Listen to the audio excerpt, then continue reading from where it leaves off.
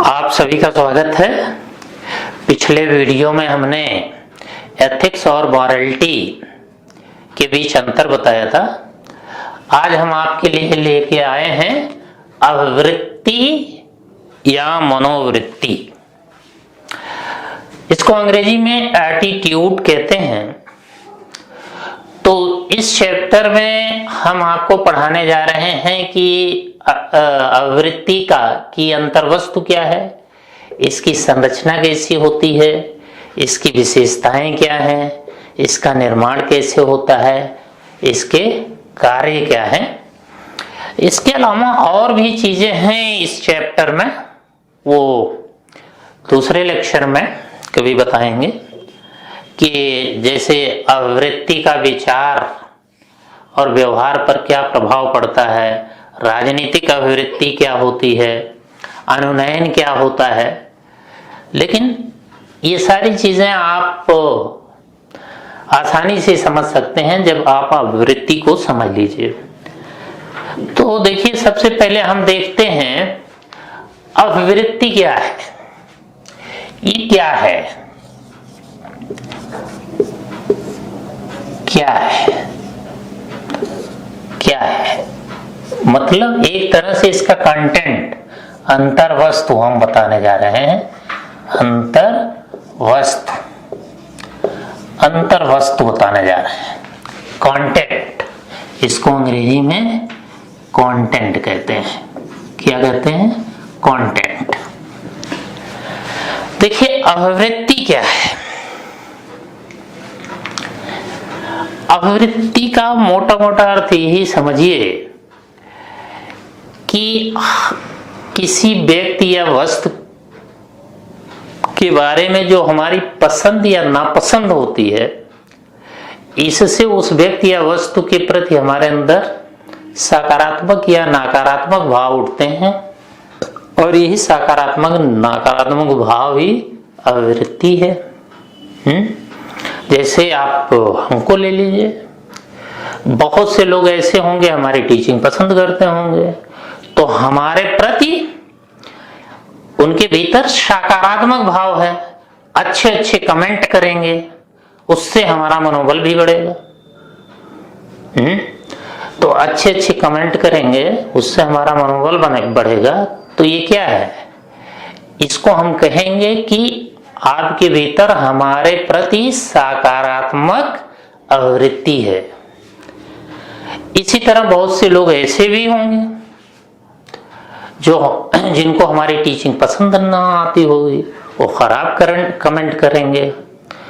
तो इसका मतलब और कभी ना भविष्य में कभी ना देखेंगे। तो ये क्या है? ये नकारात्मक भाव है।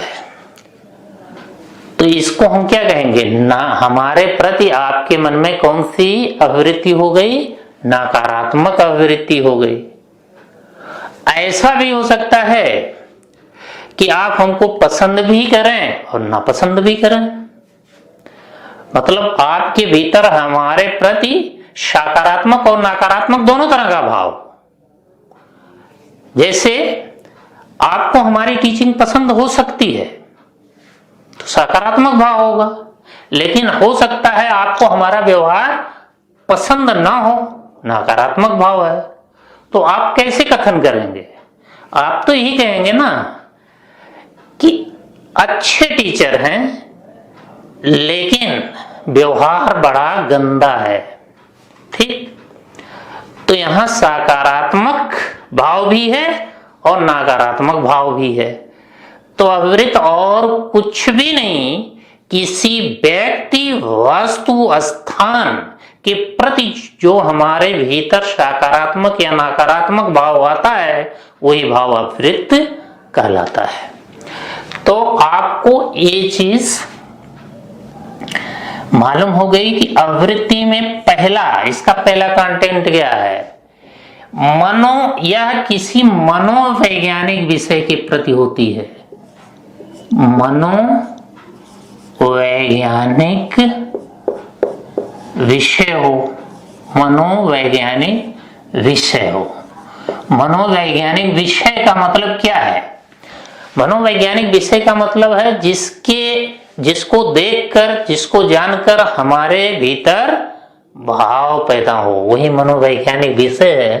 तो मनोवैज्ञानिक विषय क्या हो सकता है? व्यक्ति हो सकता है, जैसे अपना उदाहरण हम दिए हैं, व्यक्ति हो सकता है, वस्तु हो सकती है, कोई भी वस्तु हो सकती है, जैसे लाल कपड़े के प्रति नकारात्मक अभिवृत्ति और हरे कपड़े के प्रति सकारात्मक भाव हो, वस्तु हो सकती है। स्थान हो सकता है, पाकिस्तान के प्रति नकारात्मक और रूस के प्रति सकारात्मक भाव हो। तो मनोवैज्ञानिक विषय हो, ओके, पहली चीज हो गई। हो और क्या आवृत्ति में हो, और क्या हो? दूसरी चीज, इस विषय के प्रति क्या हो? इस विषय के प्रति सकारात्मक और नकारात्मक भाव हो। सकारात्मक और क्या, या नकारात्मक भाव हो। नकारात्मक भाव हो, नकारात्मक, सकारात्मक या नकारात्मक भाव हो, तो यही भाव क्या कहलाएगी? अभिवृत्ति। यही भाव अभिवृत्ति कहलाएगी।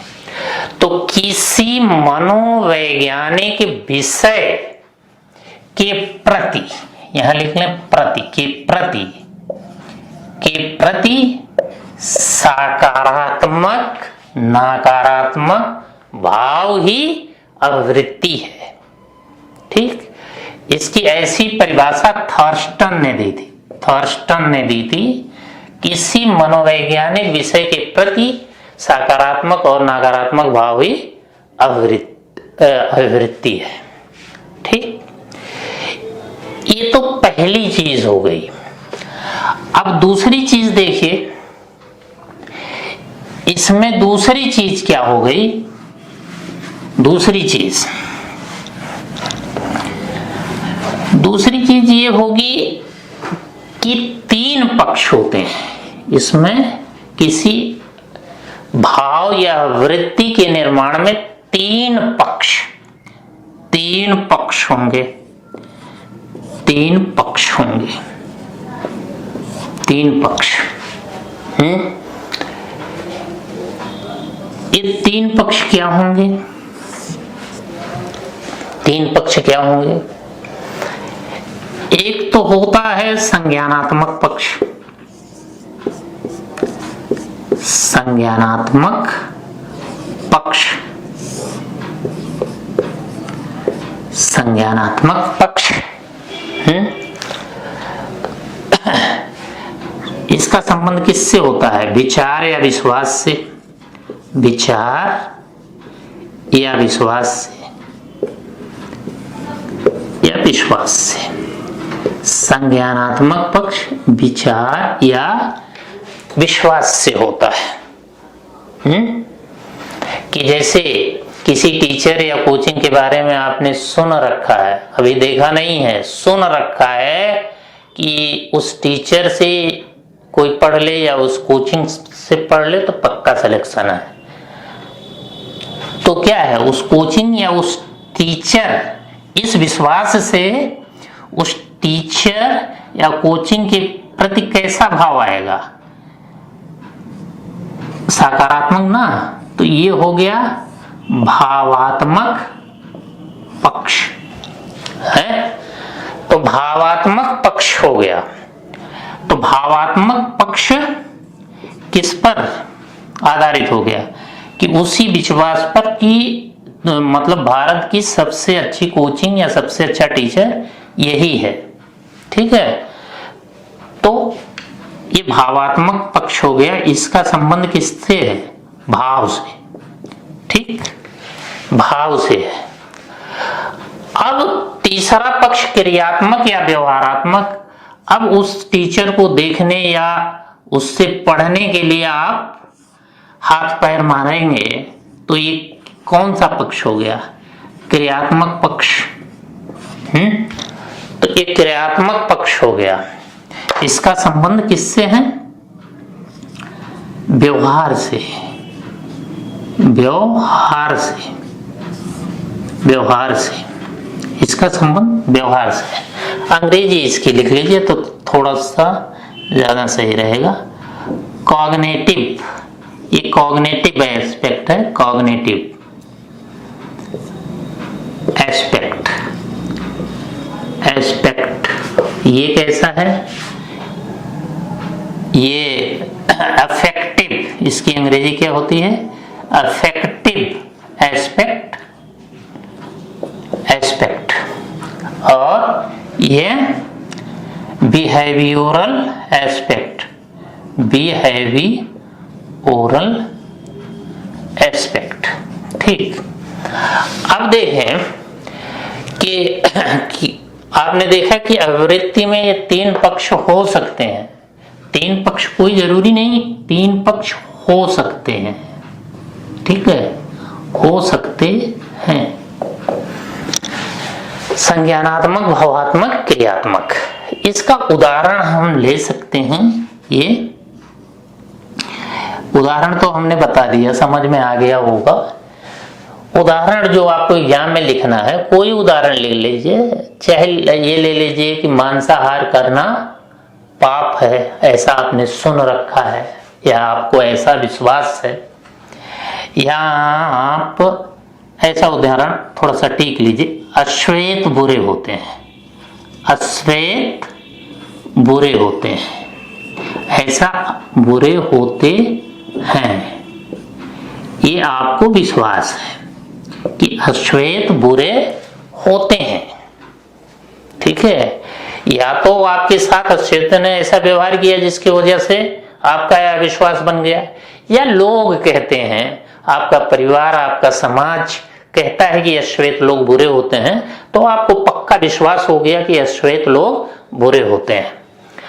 अब उन अश्वेतों की प्रति जो घृणा का भाव है, वो घृणा का भाव, अब उन अश्वेतों के प्रति आपके भीतर घृणा का भाव आएगा, अश्वेतों के प्रति घृणा का भाव, घृणा का भाव।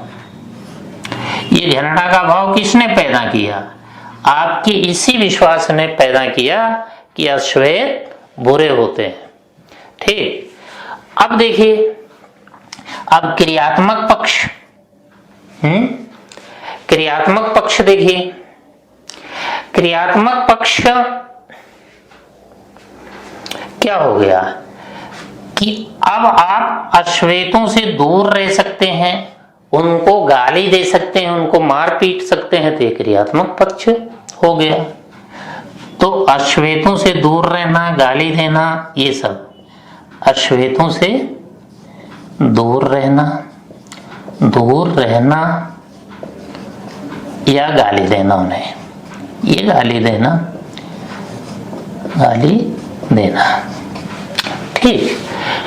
तो किसी भी आवृत्ति में ये तीन पक्ष होते हैं, ठीक, हो सकते हैं, ये कहिए हो सकते हैं, कोई जरूरी नहीं है तीनों पक्ष हों ही।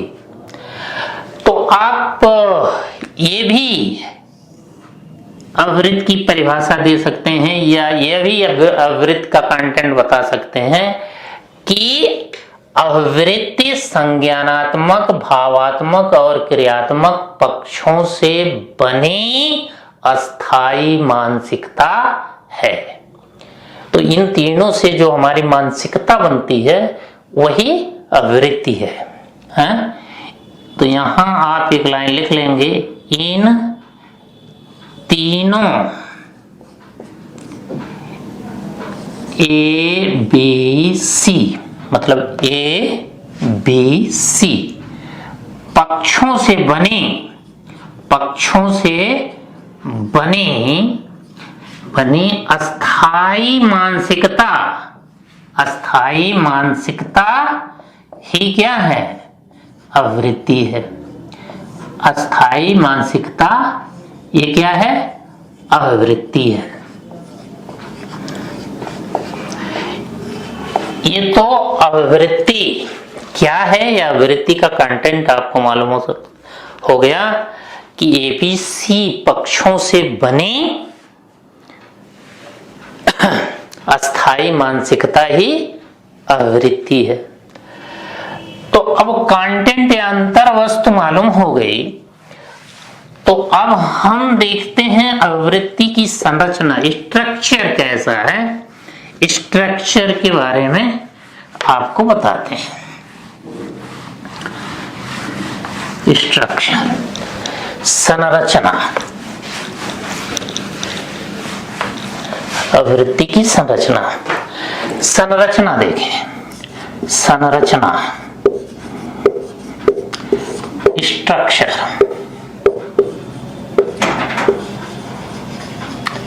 स्ट्रक्चर क्या है? तो स्ट्रक्चर में, अरे भाई, स्ट्रक्चर क्या है? पहली चीज तो आपने देखा कि आवृत्ति में 3 पक्ष होने चाहिए। 3 पक्ष होने चाहिए। कौन है?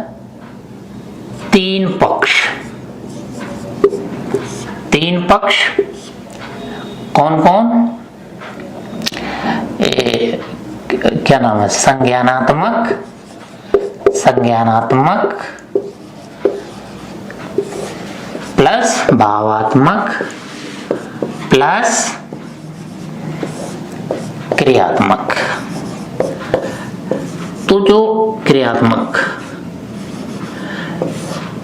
तो जो परंपरागत मनोविज्ञान है ये मानता है आवृत्ति तो मनोविज्ञान का विषय है ना, तो परंपरागत मनोविज्ञान ये मानता है कि आवृत्ति 3 तत्वों से मिलकर बनी है, संज्ञानात्मक, भावात्मक और क्रियात्मक।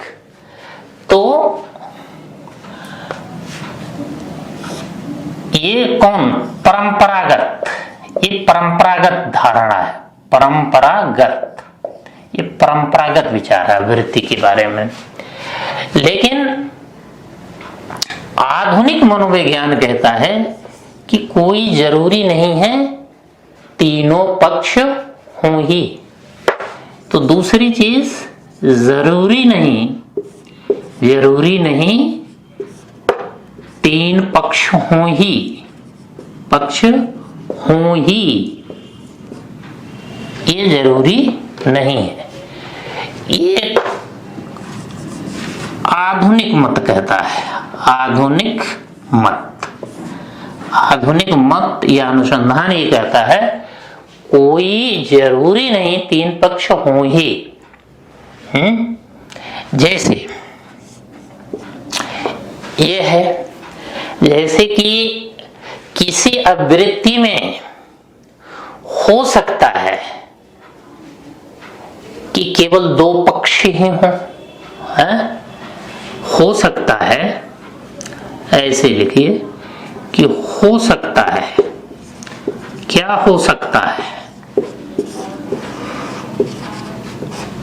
यही हो सकता है कि संज्ञानात्मक, हो सकता है कि संज्ञानात्मक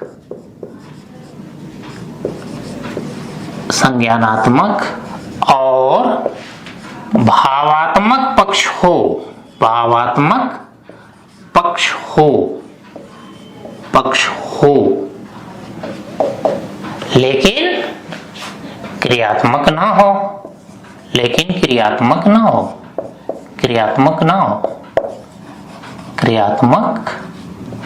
हो, ये हो सकता है, हो। जैसे हमने जो ऊपर उदाहरण दिया है कि अश्वेत बुरे होते हैं, ये संज्ञानात्मक पक्ष है, अश्वेत बुरे, ये संज्ञानात्मक पक्ष है, ठीक। और अश्वेतों के प्रति घृणा, ये भावात्मक पक्ष है, अश्वेतों के प्रति घृणा, ये भावात्मक पक्ष हो गया। लेकिन हो सकता है क्रियात्मक पक्ष ना हो। आप अफ्रीका घूमने गए हो, अब अफ्रीका में अश्वेत बहुसंख्यक में है और वहां उनको गाली देंगे, वहां उनको मारे पीटेंगे, तो आप भी मार खा जाएंगे, हैं? तो लड़ाई झगड़े के डर की वजह से या सामाजिक दबाव के चलते हो सकता है कि आप के अंदर जो नकारात्मक भाव है या सकारात्मक भाव है वो अभिव्यक्ति ना हो, हैं? तो झगड़े या सामाजिक दबाव के चलते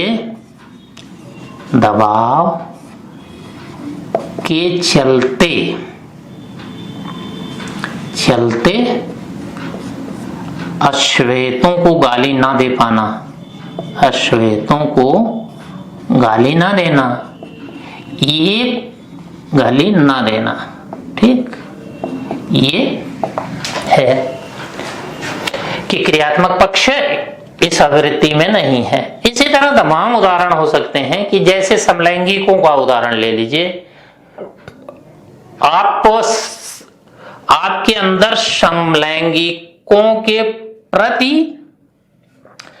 अच्छा भाव है, सकारात्मक भाव है, लेकिन आप खुले समाज में या परिवार के सामने समलैंगिकों की प्रशंसा नहीं कर सकते, क्योंकि समलैंगिकता को समाज अनैतिक मानता है?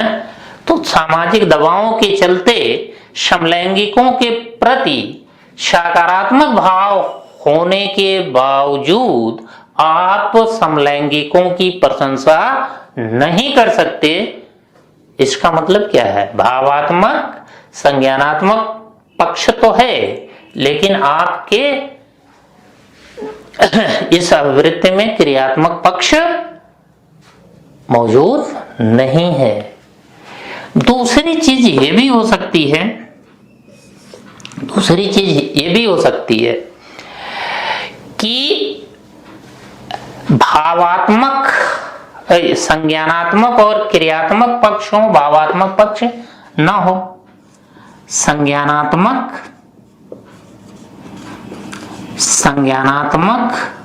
और क्रियात्मक पक्ष हो, क्रियात्मक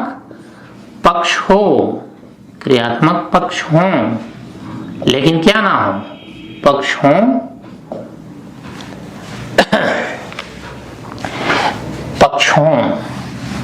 लेकिन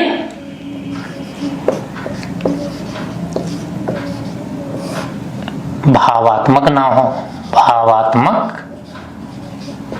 हो, ऐसा भी हो सकता है, ठीक है, भाव ही ना हो।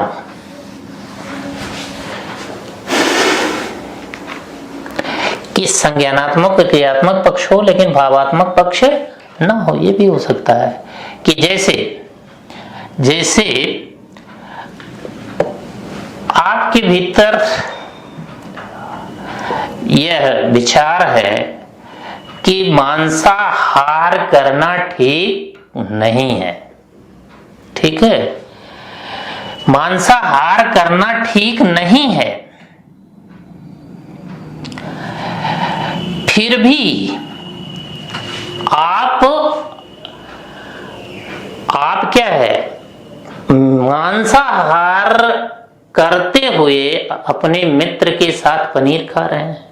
अक्सर आप करते भी हैं, आप कहते हैं कहीं कोई पार्टी होती है, मित्र ने पार्टी दिया तो आप कहते हैं कि भाई तुम लोग मीट खा लो, मैं तो मीट खाता नहीं, मैं पनीर खाऊंगा।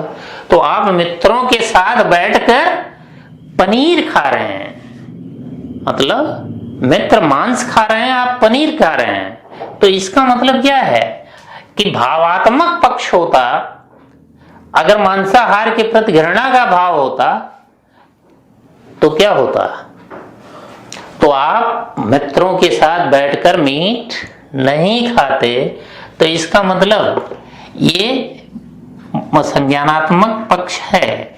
मांसाहार, इसका उदाहरण भी दे सकते हैं, मांसाहार ठीक नहीं है, ये संज्ञानात्मक पक्ष है, ठीक नहीं। ठीक, अब क्रियात्मक पक्ष, हाँ, फिर भी देखिए उसमें है क्या, फिर भी मांसाहारियों के साथ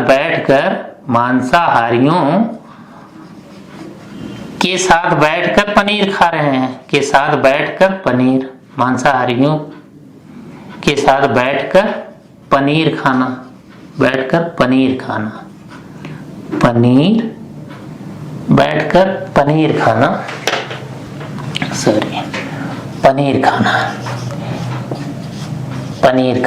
और इधर देखिए, अब अगर ऐसा आप कर रहे हैं तो भावात्मक पक्ष है, भावात्मक पक्ष अनुपस्थित है। भावात्मक, हाँ, मतलब घृणा का भाव, अर्थात घृणा का भाव अनुपस्थित है, अनुपस्थित, तो भावात्मक पक्ष नहीं है। ठीक, एक तीसरी चीज देख लीजिए, तीसरी चीज यह देखिए कि हो सकता है, तीसरी चीज हो सकता है एक ही पक्ष के भीतर कई विविधताएं हों, एक ही पक्ष के भीतर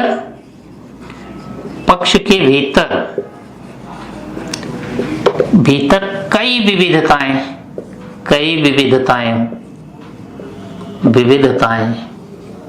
एक ही पक्ष के भीतर कई विविधताएं हों, ये हो सकता है विविधताएं। जैसे आप देखें कि जैसे हमने अभी उदाहरण दिया था कि टीचर अच्छे हैं लेकिन व्यवहार ठीक नहीं है, कर्तव्यनिष्ठ है, वह कर्तव्यनिष्ठ है लेकिन चोर है। तो मतलब एक ही आवृत्ति के अंदर दो भाव है, एक ही पक्ष के अंदर दो भाव है कि टीचर, संज्ञानात्मक पक्ष है ना, टीचर अच्छा है लेकिन व्यवहार ठीक नहीं है, विविधताएं। यहाँ लिख सकते हैं कि जैसे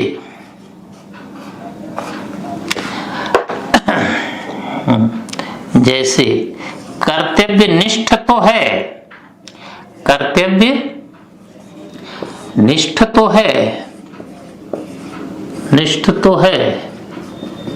लेकिन चोर है, ठीक है, चोर है। तो सकारात्मक भाव भी है और नकारात्मक भाव भी है, तो ये भी हो सकता है, ये हो सकता है।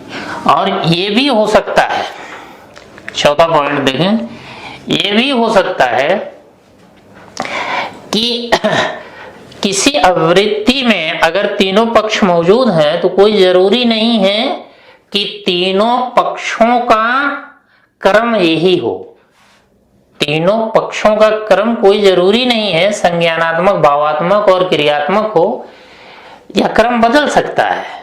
ठीक है, जैसे पहले हमने यही बताया कि पहले तो आपके अंदर विचार या विश्वास पैदा होगा, उस विश्वास के कारण घृणा या प्रशंसा का भाव पैदा होगा, और जब भाव पैदा होगा तब आप क्रिया करेंगे, हैं? तो कोई जरूरी नहीं है ये सारी चीजें हों। जैसे मान लीजिए कि आपको कोई लड़की एक ही नजर में पसंद आ गई, आपने देखा पसंद आ गई, ठीक, तो यहां पहले संज्ञानात्मक पक्ष हुआ कि पहले भावात्मक पक्ष हुआ? भावात्मक पक्ष हुआ। ये भावात्मक पक्ष हुआ कि वो पसंद आ गई। अब देखिए, बाद में आपने सुना या देखा कि उसके विचार जो हैं वो बड़े स्तरीय हैं, बड़े उच्च कोटि के हैं, या आपने सुना कि बहुत अच्छी लड़की है, तो ये संज्ञानात्मक पक्ष है। और बाद में अब आप उससे शादी करने के लिए हाथ पैर मारने लगे हैं, तो ये क्या है? उसकी जगह जगह प्रशंसा करने लगे, तो ये क्रियात्मक पक्ष है। तो यही कहा जा रहा है कि कोई जरूरी नहीं है कि तीनों पक्षों का क्रम यही हो, संज्ञानात्मक, भावात्मक, क्रियात्मक। कोई भी पक्ष पहले या बाद में हो सकता है। कोई भी पक्ष पहले या बाद में हो सकता है। पहले या बाद में हो सकता है। बाद में हो सकता है। हो सकता है। मतलब जैसे ये क्रम हो सकता है ABC, मतलब अफेक्टिव, बिहेवियरल, कॉग्निटिव, मतलब संज्ञानात्मक पक्ष बाद में आए। या ये हो सकता है कि BAC आ जाए, BAC, या ये भी हो सकता है कि CAB आए। कोई भी पक्ष पहले हो सकता है, कोई भी पक्ष बाद में। आप उदाहरण सोचकर देखिएगा कि जो आपके अंदर किसी के प्रति सकारात्मक या नकारात्मक भाव पैदा हो रहा है, उसमें तीनों पक्ष किस क्रम में आए। ठीक है, तीनों पक्ष किस क्रम में आए ये अपने आप पता चल जाएगा आपको। और पांचवा बिंदु है संरचना के अंतर्गत कि देखिए, तीनों पक्षों में संगतता अगर है तो आवृत्ति तीव्र होगी। तीनों पक्षों में संगतता है। जैसे आपको पक्का विश्वास है अश्वेत बुरे होते हैं, और इसीलिए आपके अंदर घृणा भी तीव्र है, तो निश्चित है कि उसको देख के, उनको देख कर गाली देंगे। तो तीनों पक्षों में संगतता यहां है, इसलिए अभिवृत्ति तीव्र होगी। तो तीनों पक्षों में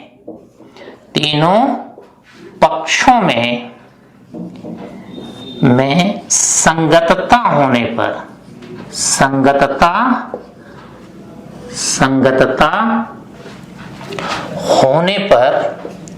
होने पर अभिवृत्ति कैसी होगी? तीव्र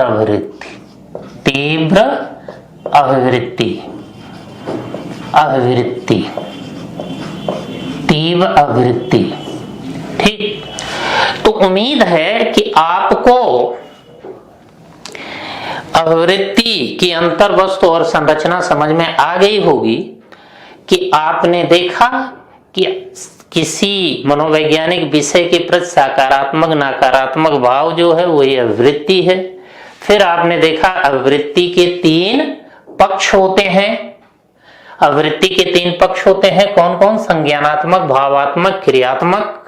फिर आपने देखा संरचना में कि जो कोई जरूरी नहीं है कि अभिवृत्ति में तीनों पक्ष मौजूद हो सकता है कि संज्ञानात्मक और भावात्मक पक्ष तो हो लेकिन क्रियात्मक पक्ष न हो सकता है संज्ञानात्मक और क्रियात्मक पक्ष हो लेकिन भावात्मक पक्ष न हो। यह भी हो सकता है किसी पक्ष में तमाम विविधताएं हों, मतलब सकारात्मक भाव भी हो, नकारात्मक भाव भी हो।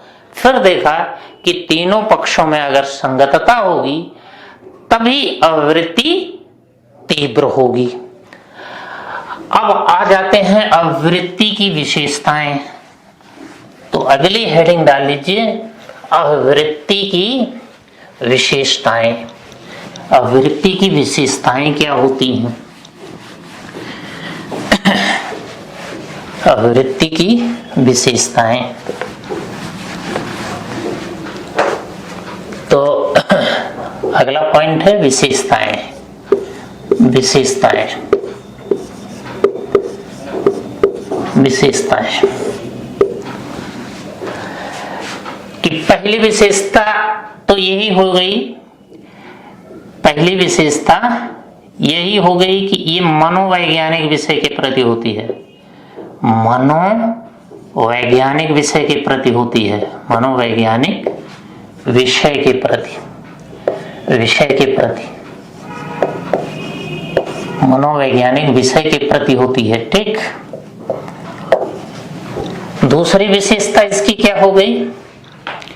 तीन पक्ष होते हैं, तीन पक्ष, ये अभी बता दिए हैं। अभिवृत्ति में तीन पक्ष होते हैं, कौन? ए, बी, सी, अफेक्टिव, बिहेवियरल और कॉग्निटिव।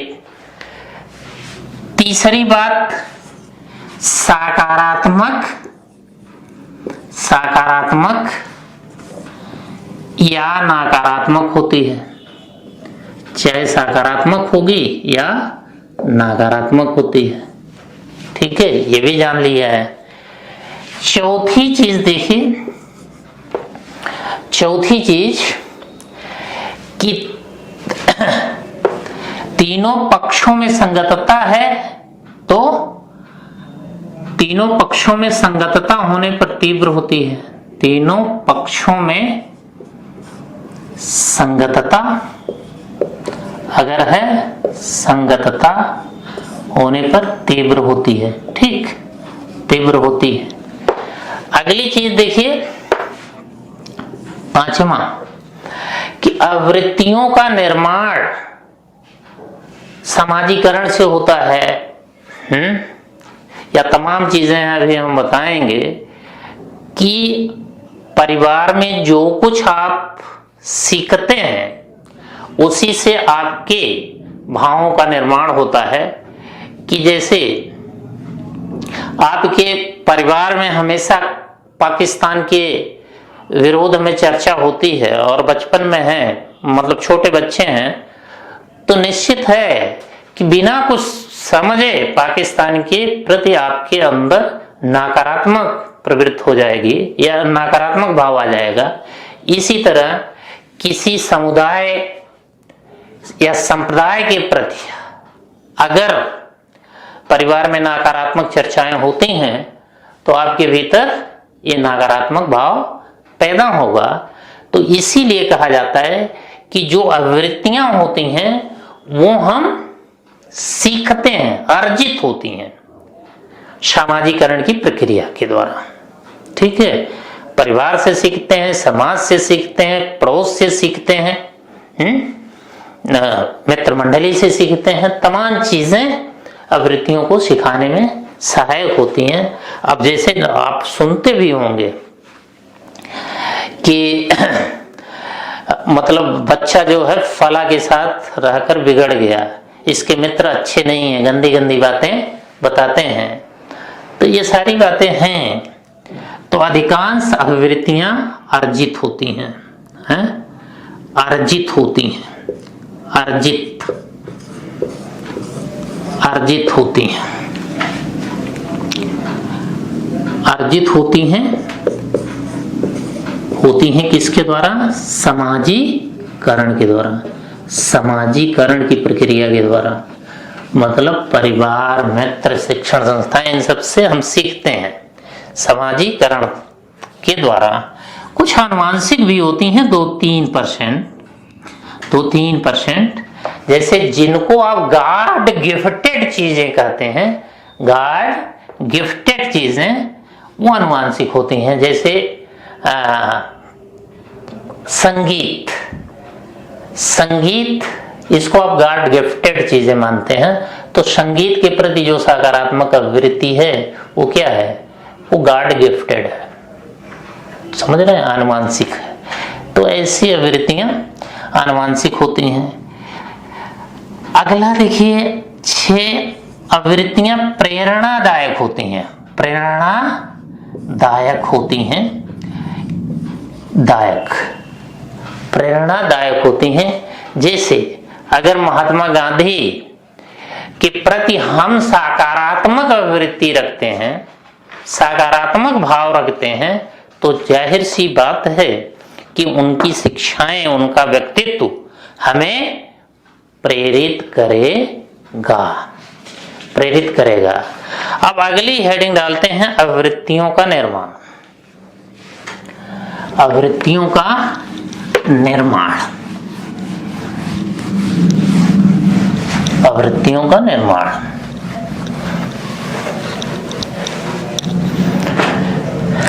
निर्माण देखते हैं कैसे निर्माण होता है।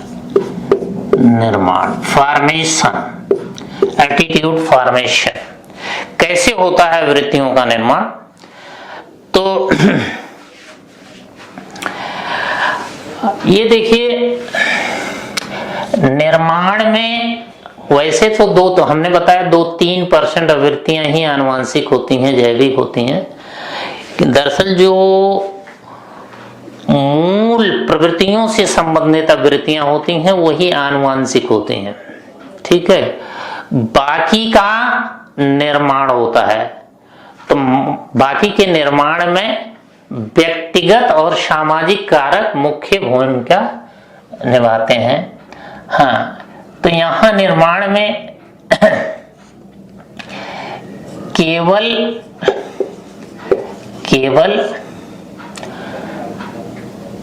2-3% आवृत्तियां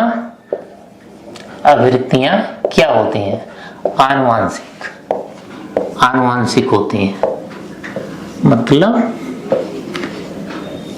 जैविक कारक से बनती है, आनुवांशिक। अधिकांश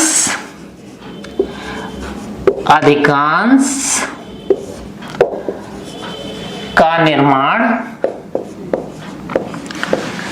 किससे होता है? व्यक्तिगत और सामाजिक कारक से होता है। व्यक्तिगत और सामाजिक कारक, भूमिका निभाते हैं, ठीक है। अब देखिए किन व्यक्तिगत और सामाजिक कारकों से आवृत्तियों का निर्माण होता है, ये देखते हैं। तो पहला, निर्माण का पहला कारक है आवश्यकताएं। तो आवश्यकता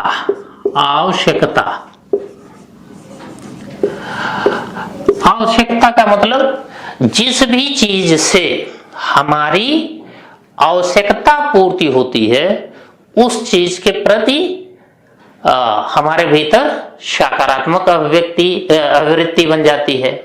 जैसे बचपन में हमारी सारी आवश्यकताओं की पूर्ति कौन करती है? हमारी माँ। तो माँ के प्रति कैसी अभिवृत्ति बन जाएगी? सकारात्मक अभिवृत्ति बन जाएगी, है?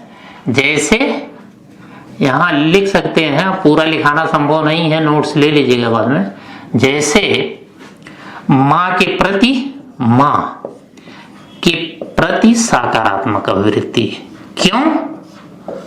क्योंकि सकारात्मक अभिवृत्ति, क्योंकि माँ से सारी आवश्यकताओं की पूर्ति हो जाती है। अब देखिए दूसरी अभिवृत्ति निर्माण में दूसरी चीज प्रदत्त सूचनाएं।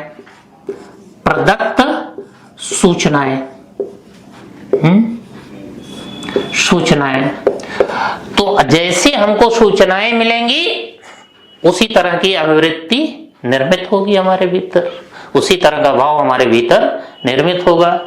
तो शुरुआती दौर में स्रोत कौन होता है?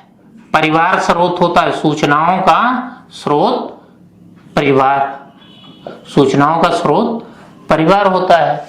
तो परिवार से चीजों के बारे में जो हमको सूचनाएं मिलती हैं उसके प्रति, उसी के अनुसार हमारी सकारात्मक नकारात्मक प्रवृत्ति बनती है। जैसे आपके पापा मम्मी बचपन में आपको ये सिखाते रहे होंगे कि ऐसा करना पाप है, ऐसा करना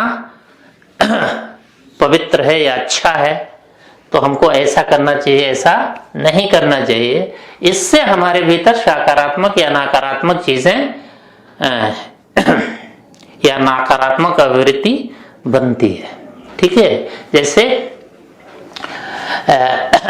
पापा अगर सिखाएं मांसाहार पाप है, तो निश्चित है हमारे अंदर मांसाहारियों के प्रति नकारात्मक आवृत्ति बनेगी। तो परिवार स्रोत, बाद में विशेषज्ञ, विशेषज्ञ स्रोत, विशेषज्ञ।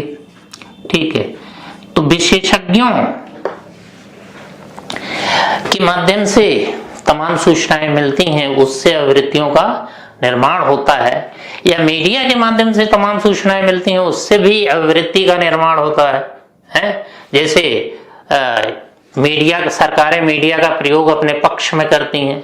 मोदी सरकार के प्रति के विरुद्ध ये आरोप लगाया जा रहा है कि उससे क्या है कि अगर मीडिया सरकार के कार्यों की प्रशंसा करती है और कमियों को छुपाती है, तो जाहिर सी बात है जनता में सरकार के प्रति कैसी आवृत्ति का निर्माण होगा, सकारात्मक आवृत्ति का निर्माण होगा, और ऐसी सरकार का स्थायित्व बना रहेगा। समझ गए? तो यही सकारात्मक आवृत्ति है। ये प्रदत्त सूचनाएं, जैसी सूचनाएं, जहां से आपको सूचनाएं मिल रही हैं, उसी से आपके अंदर सकारात्मक या नकारात्मक आवृत्ति का विकास होगा। जैसे राहुल गांधी के बारे में मीडिया के माध्यम से हमेशा नकारात्मक बातें कही जाती हैं, तो अब हम लोग उनके प्रति कैसी आवृत्ति रखते हैं आप जानते हैं। और अगला सांस्कृतिक कारक, तीसरा है सांस्कृतिक कारक। सांस्कृतिक कारक, सांस्कृतिक कारक देखिए, ये भी आवृत्ति के निर्माण में सहायक होते हैं। जैसे कि हमारे संस्कृति के भीतर जो परंपराएं हैं, उनके प्रति हमारे अंदर सकारात्मक भाव होगा। जैसे अंतरजातीय, जैसे अंतरजातीय विवाह की परंपरा के प्रति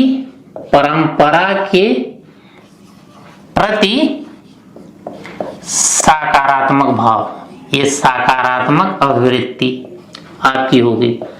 आप क्या है, तो अंतरजाति नहीं यार, अंतरजातीय विवाह भारतीय संस्कृति में थोड़ा ही अंतरजातीय विवाह की परंपरा है। स्वजातीय विवाह, स्वजातीय विवाह, जैसे स्वजातीय विवाह की परंपरा के प्रति सकारात्मक आवृत्ति पैदा होगी।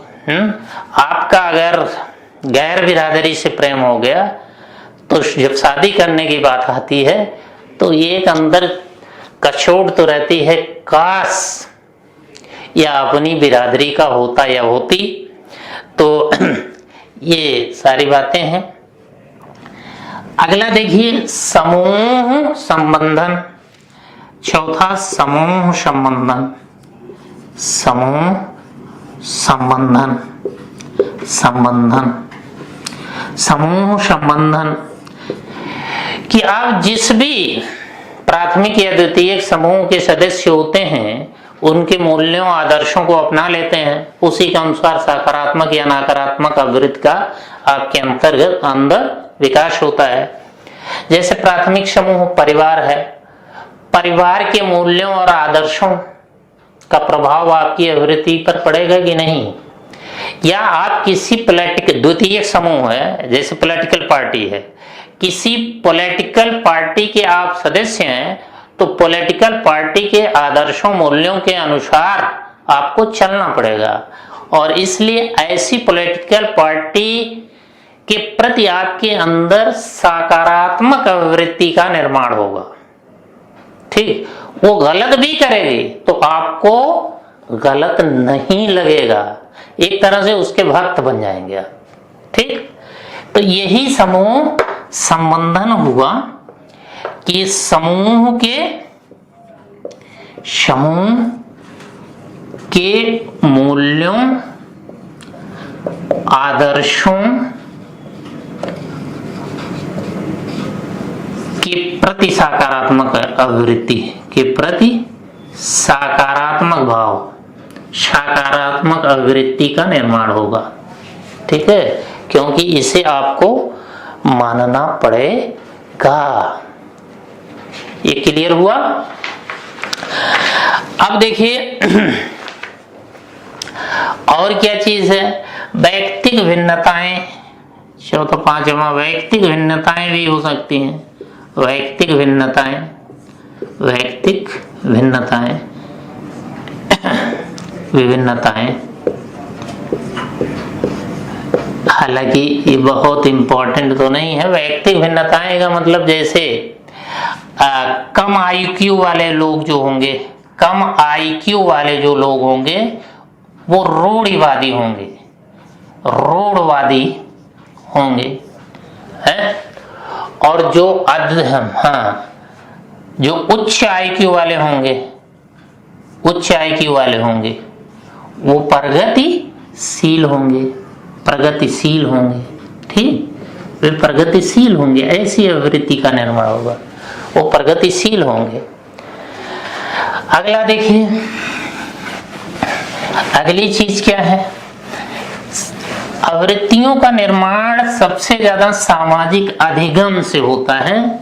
सामाजिक अधिगम का मतलब social learning. Social learning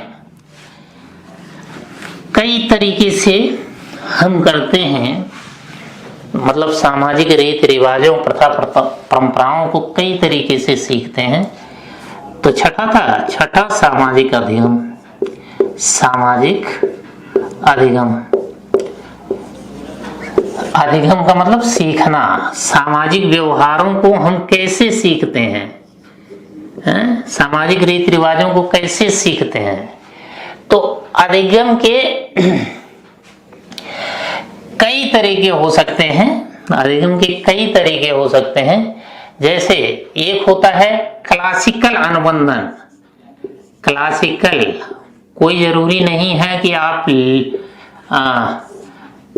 classical अनुबंधन लिखें, पूरा शॉर्ट में आप लिख सकते हैं, लेकिन हम आपको डिटेल में बता देते हैं। क्लासिकल अनुबंधन, जैसे आप बचपन में रहे होंगे, माँ जब मंदिर जाती थी, मंदिर में हाथ जोड़ती थी, तो आप भी हाथ जोड़ लेते थे। ये नहीं समझते थे कि मंदिर क्या है, भगवान क्या है, लेकिन हाथ जोड़ लेते थे। तो माँ के हाथ के साथ आपके हाथ का अनुबंधन हो गया। ठीक, लेकिन अब माँ नहीं रही, फिर भी आप हाथ जोड़ते हैं। तो यहां क्या हुआ कि अब आपके हाथ का अनुबंधन आदत के कारण किसके साथ हो गया, मंदिर के साथ हो गया। तो हम अधिकांश सामाजिक व्यवहार क्लासिकल अनुबंधन से ही सीखते हैं। क्लासिकल अनुबंधन, ये मनोविज्ञान जो लोग पढ़े होंगे जानते होंगे, ये क्लासिकल अनुबंधन पावलोव ने दिया था। तो जैसे माँ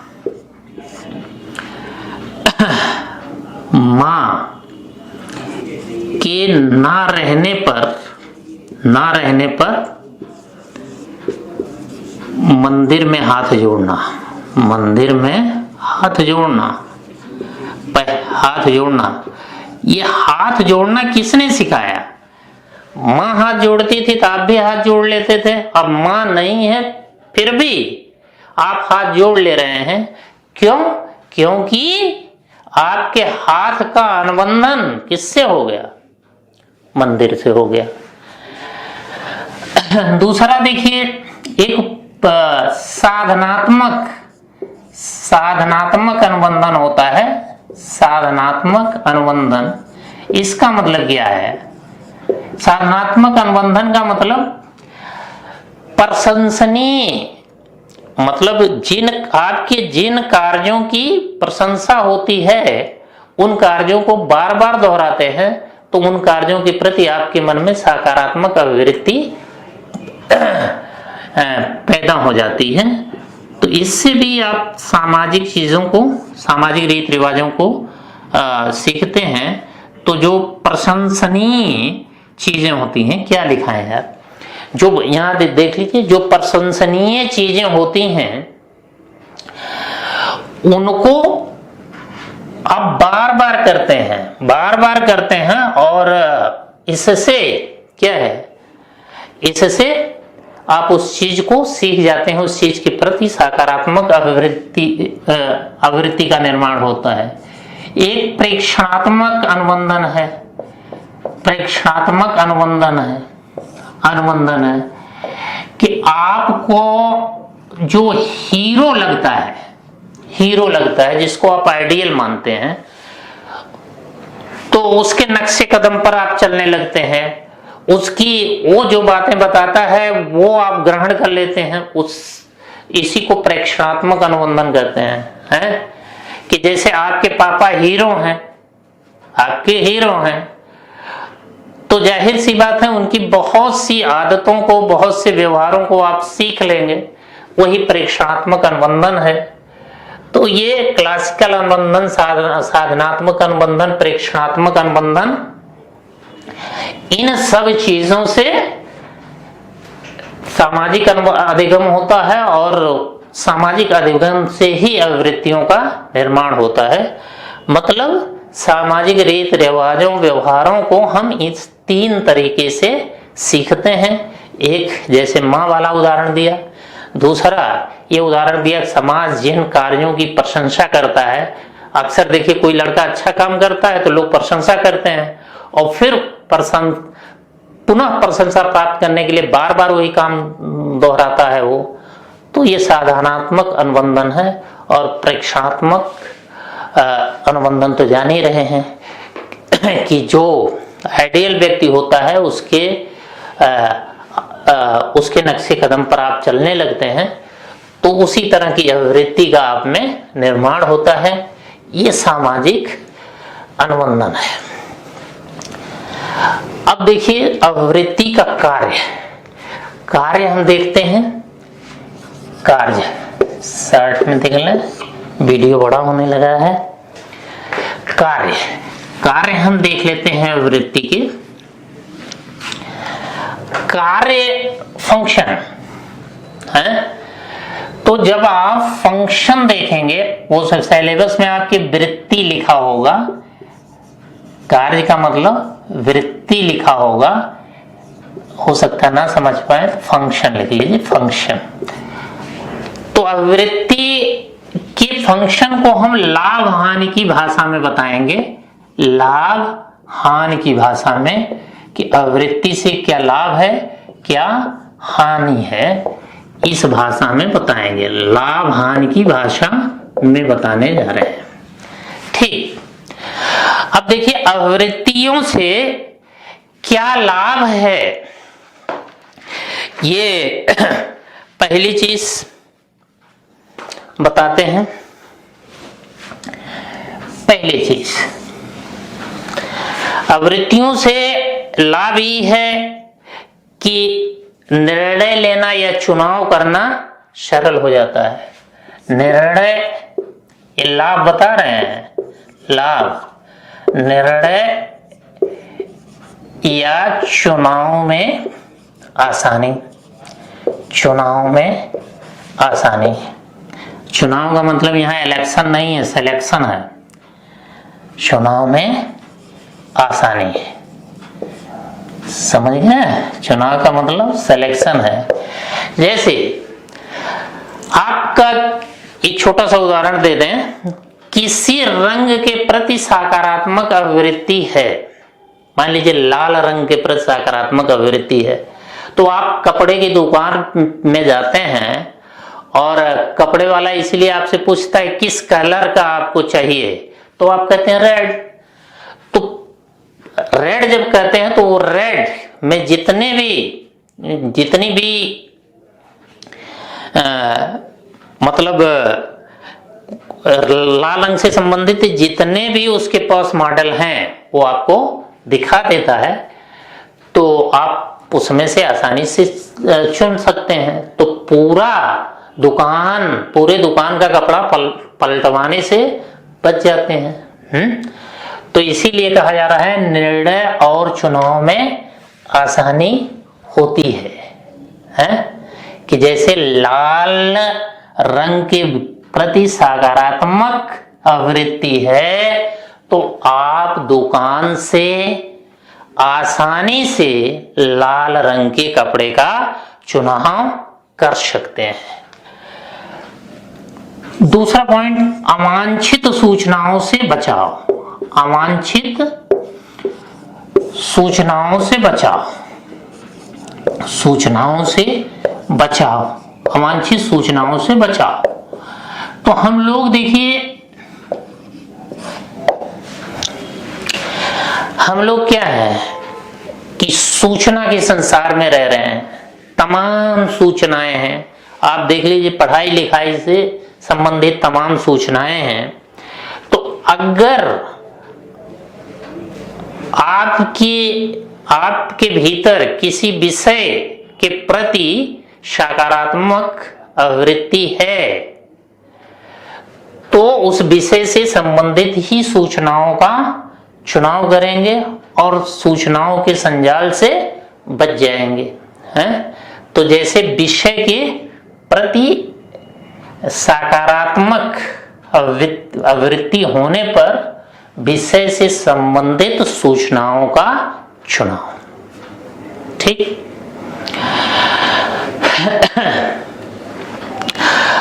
अब देखिए, अगली चीज है कि आवृत्तियां कैसी होती हैं?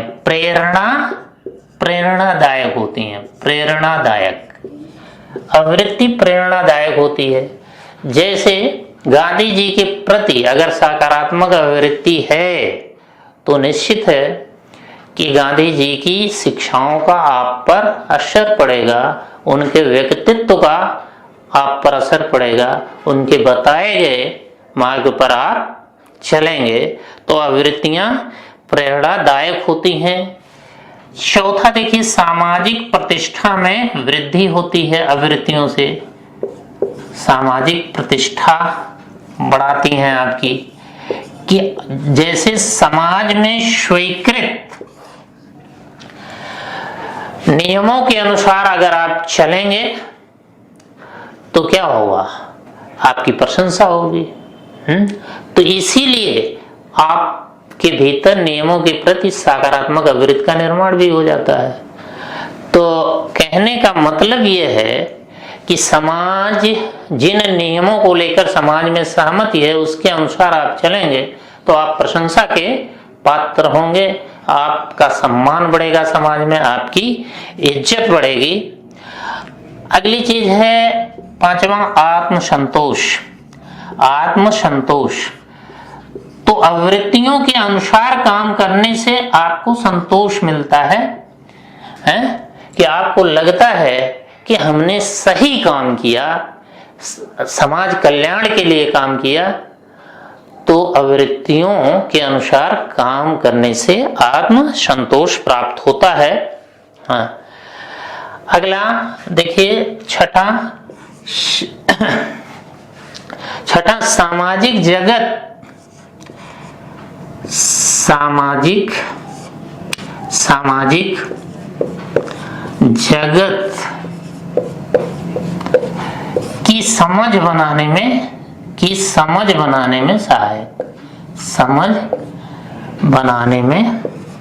सहायक होती हैं। तो देखिए, समाज राज्य या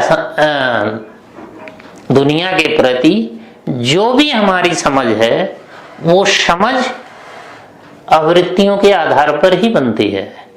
कि जैसे महिलाओं के प्रति जो समाज की सोच है वैसी ही सोच हमारी भी बन सकती है, हैं? तो हम समझ जाएंगे महिलाएं ऐसी होती हैं, महिलाएं वैसी होती हैं, हैं? तो बहुत सारी चीजें ऐसी हैं जिनके संबंध में समाज की जो सोच होती है वैसी ही सोच हमारे भीतर भी बन जाती है, वैसी आवृत्ति हमारे भीतर भी बन जाती है और उसी आवृत्ति के माध्यम से हम समझ लेते हैं कि कौन कैसा होता है। समझ गए? वही आवृत्ति है कि जैसे किसी वर्ग के प्रति, किसी जात के प्रति, महिला के प्रति जो हमारी समझ होती है वह कौन बनाती है? उस वर्ग, उस जाति, उस महिला के प्रति जो हमारी आवृत्ति होती है वही। अगर नकारात्मक आवृत्ति है तो उस जाति को, उस महिला को देखकर गुस्सा आएगा। अगर सकारात्मक आवृत्ति है तो हम उसके पास आने की कोशिश करेंगे, उससे बात करने की कोशिश करेंगे, उसका साथ हमको अच्छा लगेगा। ये सारी चीजें हैं। अगला देखिए, छठा, अहम की रक्षा। अहम की रक्षा, आवृत्तियों से अहम की रक्षा भी हो जाती है। आवृत्तियां अहम की रक्षा भी करती हैं।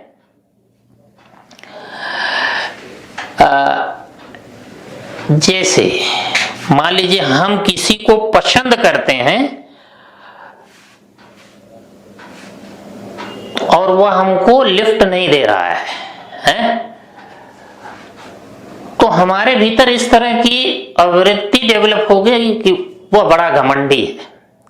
चलिए छोड़िए, ऐसे घमंडी लोगों का साथ ना मिले तो अच्छा है। तो इससे हमारे अहम की रक्षा हो जाएगी।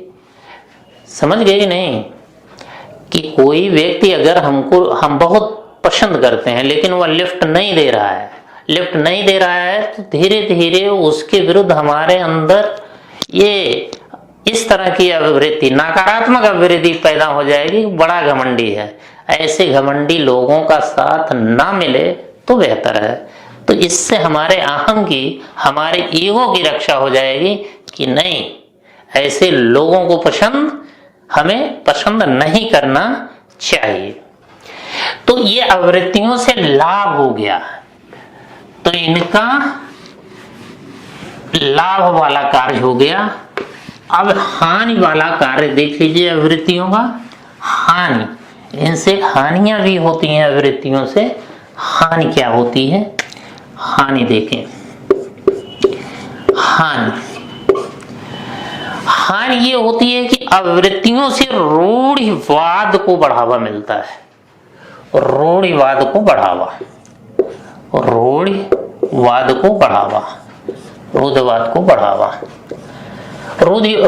को बढ़ावा इसलिए मिलता है कि आवृत्तियां हम समाज से ही सीखते हैं, परिवार से ही सीखते हैं,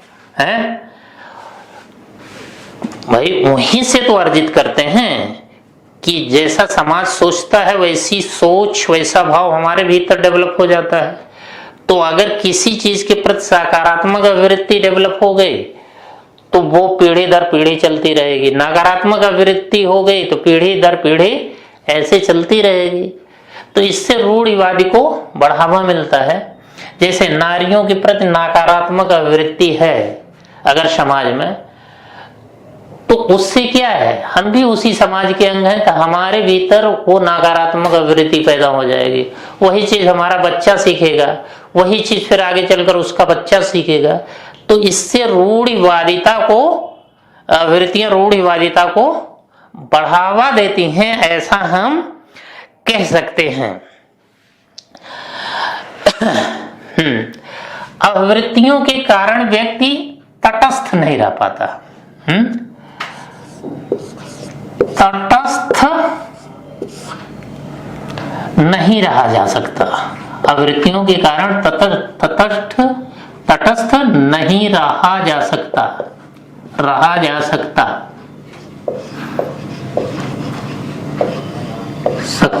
तटस्थ या वस्तुनिष्ठ नहीं रहा जा सकता। कि जैसे कहीं भी देख लीजिए कि आपके जाति का बिरादरी है, आपके जाति का बिरादरी इंटरव्यू बोर्ड में बैठा है और आप इंटरव्यू देने गए हैं, वो जान गया है कि आप इसी जाति के हैं, तो क्या है, वो तटस्थ रह पाएगा, वस्तुनिष्ठ रह पाएगा, वो निश्चित है कुछ ना कुछ फेवर करेगा। तो आवृत्ति की वजह से व्यक्ति तटस्थ नहीं रह पाता। लचीलापन है,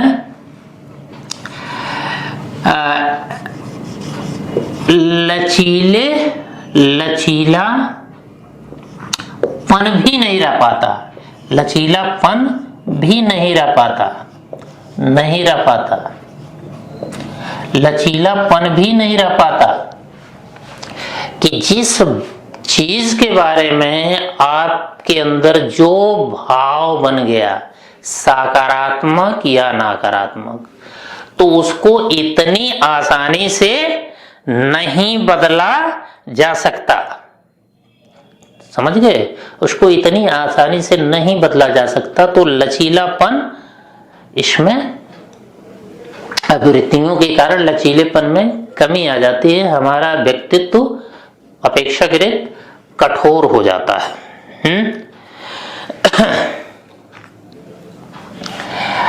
अगली चीज देखिए, अगली चीज कि जैसे अगड़ों में पिछड़ों या दलितों के प्रति नकारात्मक आवृत्ति है, तो इससे क्या होगा, सामाजिक समता को नुकसान पहुंचेगा। और अक्सर होता ही है कि जो प्रभुत्वशाली लोग होते हैं, प्रभुत्वशाली लोगों में कमजोरों के प्रति नकारात्मक आवृत्ति होती है। प्रभुत्वशाली लोगों में कमजोरों के प्रति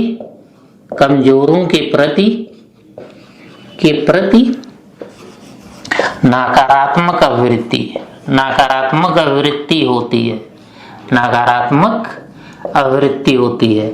इस तरह की आवृत्ति होती है कि ये कमजोर लोग, ये दलित लोग प्रभुत्वशाली वर्गों की सेवा के लिए पैदा हुए हैं, और इस तरह की आवृत्ति के कारण ही सामाजिक न्याय को धक्का पहुंचता है। ये आवृत्तियां सामाजिक संघर्ष को भी बढ़ावा देती हैं कि अगर विभिन्न वर्गों में, विभिन्न जातियों में एक दूसरे के प्रति नकारात्मक आवृत्ति है, तो संघर्ष को बढ़ावा मिलेगा। तो संघर्ष को भी बढ़ावा देती हैं, संघर्ष को बढ़ावा, कि जैसे एक कोई जाति है, वो दूसरे जाति के बारे में सोचती है ये लोग उजड़ होते हैं, लोग ऐसे होते हैं, वैसे होते हैं, तो जाहिर सी बात है उनके प्रति लगाव नहीं होगा, हमेशा संघर्ष की स्थिति बनी रहेगी। तो आपने देखा कि आवृत्तियों का कार्य क्या है। पहली चीज, ये निर्णय या चुनाव को आसान बनाती है। दूसरा, ये अवांछित सूचनाओं से हमारा बचाव करती हैं, अवांछित सूचनाओं से हमारा बचाव करती हैं। तीसरी चीज क्या है कि इनसे लाभ यही है कि ये प्रेरणादायक होती हैं, इनसे सामाजिक प्रतिष्ठा में वृद्धि होती है, हैं? तो ये सारे लाभ हैं और ये सारी हानियां हैं। रूढ़िवाद को बढ़ावा मिलता है, तटस्थ नहीं रहा जा सकता, आवृत्तियों के कारण हमारे व्यक्तित्व से लचीलेपन, हमारे व्यक्तित्व का लचीलापन गायब हो जाता है। प्रभुत्वशाली लोगों में कमजोरों के प्रति नकारात्मक आवृत्ति होती है, इससे सामाजिक न्याय को धक्का पहुंचता है, ये संघर्ष को बढ़ावा देती हैं। क्यों? क्योंकि जब एक जाति में दूसरे जाति के विरुद्ध नकारात्मक आवृत्ति होगी, तो निश्चित है सामाजिक संघर्ष बढ़ेगा, सामाजिक संघर्ष बढ़ेगा। तो ये अभिवृत्ति में जो चीजें यहाँ लिखी गई हैं वो पूरी हुई। तो एक बार जल्दी से दोहरा लीजिए। आपने क्या देखा? आपने देखा कि अभिवृत्ति क्या है। तो इसमें बताया गया किसी मनोवैज्ञानिक विषय के प्रति जो सकारात्मक नकारात्मक भाव होता है, सकारात्मक नकारात्मक भाव होता है, वही अभिवृत्ति है। सकारात्मक नकारात्मक भाव ही अभिवृत्ति है। कितने पक्ष होते हैं इसमें? इसमें 3 पक्ष होते हैं। कौन कौन? वही ABC affective, cognitive, affective, behavioural और कॉग्निटिव। इसके बाद ये बताया कि जरूरी नहीं है कि किसी अभिवृत्ति में तीनों पक्षों, 2 पक्ष भी हो सकते हैं, एक भी पक्ष हो सकता है, एक पक्ष में तमाम विविधताएं हो सकती हैं।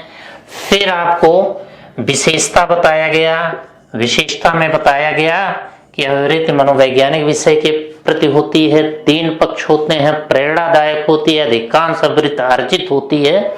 ये सारी विशेषताएं बतलाई गई। विशेषताओं के बाद अभिवृत्तियों का निर्माण बताया गया। निर्माण में कई चीजें बताई गई कि निर्माण कैसे होता है इनका। जिन चीजों से आवश्यकता पूर्ति होती है उनके प्रति सकारात्मक अभिवृत्ति हो जाती है।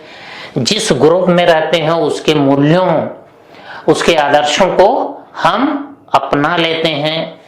अगर हमारे संस्कृत में कोई परंपरा है तो उस परंपरा के प्रति हमारी सकारात्मक अवृत्ति बन जाती है। ये सांस्कृतिक कारक हो गए। इसके अलावा व्यक्तिक भिन्नताएं हैं। कम आयु की होगी तो हम रूढ़िवादी होंगे, ज्यादा आयु की होगी तो हम प्रगतिशील होंगे। और सामाजिक अधिगम से भी अवृत्तियों का निर्माण होता है। तो इसमें हमने आपको क्लासिकल अनुबंधन बता दिया, साधनात्मक अनुबंधन बता दिया और प्रेक्षणात्मक अनुबंधन बता दिया। फिर इसके बाद निर्माण के बाद इनका कार्य बता दिए और कार्य में ये सारी बातें बता दिए कि एक लाभ वाला पक्ष और एक हानि वाला पक्ष बता दिए। लाभ के पक्ष में बता दिए कि सिलेक्शन में या निर्णय लेने में आसान बनाती हैं, सूचनाओं, अवांछित सूचनाओं से बचाव करती हैं, प्रेरणादायक होती हैं। ये सारे लाभ बता दिए। रूढ़िवादी होती हैं, तटस्थ नहीं रहने देती, लचीलापन नहीं रहता, सामाजिक संघर्षों को बढ़ावा देती हैं, ये हानि बता दिए। तो आज यहीं पर हम समाप्त करते हैं और इसी तरह से हम कुछ वीडियो डालते रहेंगे।